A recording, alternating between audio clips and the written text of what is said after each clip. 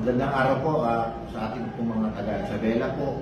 Pinapaalalahanan po ng ICPS o ng Isabela City Police Station ang lahat na manatiling mapagmatyan at makipagtulungan po sa lahat ng oras sa ating pong kapulisan, hindi po mga otoridad, upang mapanatili po natin ang kapayapaan at kaayusan sa ating pong komunidad.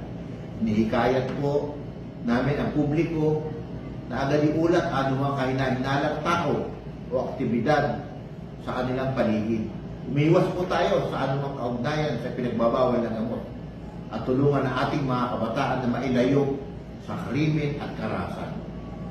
Sa mga pagkakataon naman po ng operasyon ng pulisya, hinihingi namin ang inyong buong kooperasyon para po sa kaligtasan ng lahat. Para po sa emergency, maaari po kayo tumawag sa 911 o makipag-ugnayan po sa hotline po ng ating ICPS. Sama-sama tayo kumilos para sa mas ligtas at mas mapayapang Isabela City. Ang inyong kaligtasan po ang aming priority.